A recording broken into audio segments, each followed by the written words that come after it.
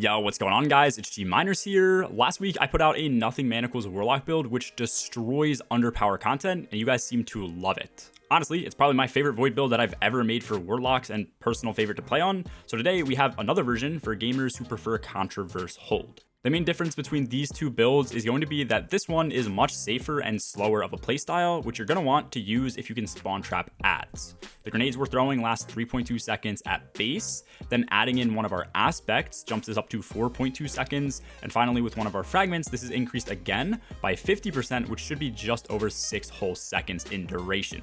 So if you throw this at a spawn location or a doorway, you can pretty easily clear everything before it ever has a chance to shoot you. Just like before with the other build, we are also going to be building super extremely fast with our grenade final blows and getting a huge amount of grenade energy instantly back through mods, along with energy back over time as we deal damage and straight energy returns on every kill we get to. We're going to be going over the full subclass setup, the mod layout, and the weapons which fit the build as well. So as always, if you guys do enjoy the video, make sure to drop a quick like and sub below. And let's start things off with the subclass setup first. When it comes to Void Locks, all three supers are actually pretty good for their own reasons. Vortex is generally my go-to, but Cataclysm is great for taking out beefier adds, especially with small hitboxes since it does track, and Nova Orb has pretty unmatched ad clear that also heals on kill with Devour. I have been running Healing Rift, even with the healing we get from the build and Devour. Having this to heal over time in between kills is still great in endgame PvE. And then obviously with this build, you want to be on Vortex Grenades for the increased duration and ability energy returns too. For our aspects, Feed the Void is going to give us Devour on our ability final blows. This is going to have a time associated with it, where any kill while that timer is active extends the Devour duration. These kills also give us full health and shield, while also returning grenade energy as well.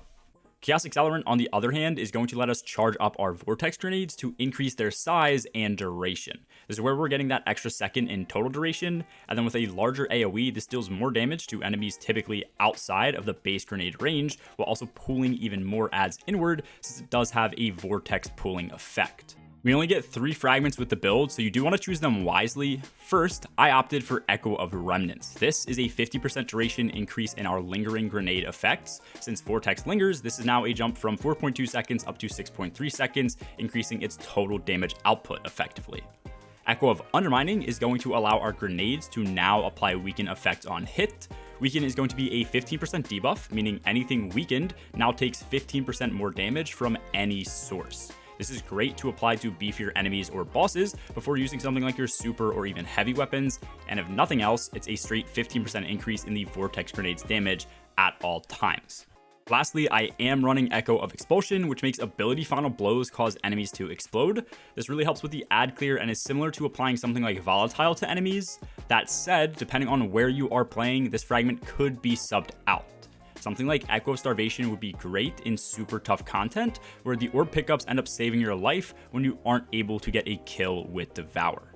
Now that you guys know the best way to take Void up against your enemies in Destiny, we're going to go over mods to enhance this build. But first, what if you have an itch to fight while on the go? No, I'm not talking about assaulting a random citizen in your local Walmart parking lot. We're talking about Raid Shadow Legends. Raid recently celebrated their 4th birthday, and this game is hella rambunctious. What does rambunctious mean? Who cares? It sounds cool. Most of you guys know Raid Shadow Legends already, but if you don't, it's a mobile game that can be played on iOS or Android with over 80 million downloads worldwide, which is like the entire country of Germany having this game. The game also has amazing performance. The graphics are top-notch, matching that of console and PC, all with just the display of your cell phone. There's also 650 unique champions to collect, and mathematically billions, with a B, ways to customize your team, which you can then take into endless amounts of content, like super unique boss fights. There's also tons of incentives to play Raid, like hopping into the tag team arena to earn unique rewards, and even ranking up to open shards, giving you access to champions that you've never unlocked before. Lastly, Raid has a dedicated development team which aims to support its new and veteran players.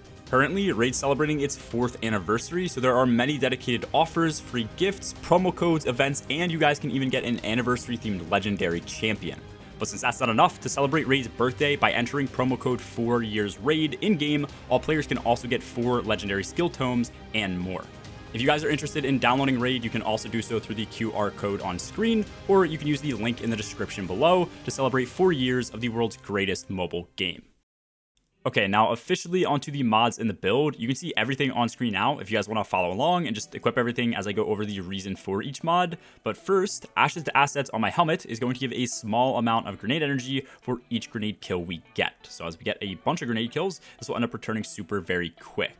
Void Siphon is mainly used to generate orbs of power with my primary weapons, which I will go over later, and Heavy Ammo Finder is a pretty crucial mod to get heavy ammo drops in harder content.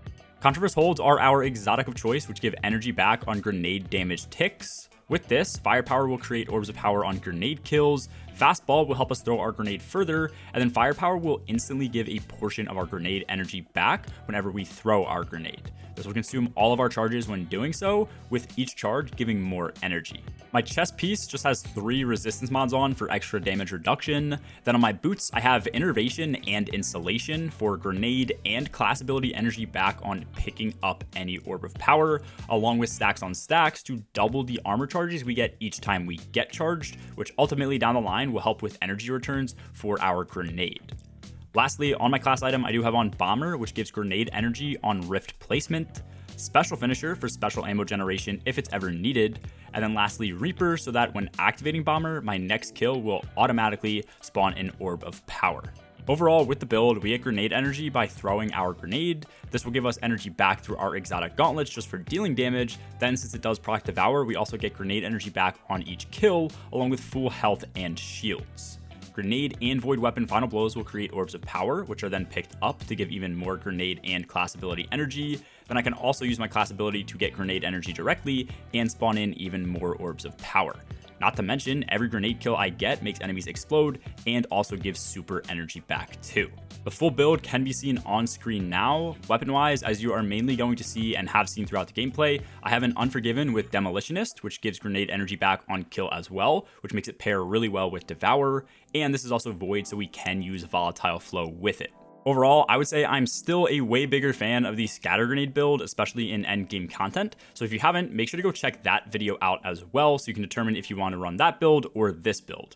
That said, if you guys do tend to prefer Vortex nades and Contras, then this is going to be the build for you. I do also stream a bunch over on my Twitch where we run low mans and speedruns live. A link to that and my Discord server are both in the description below. Anyways, that's all for this video. As always, have a good one, guys. Peace.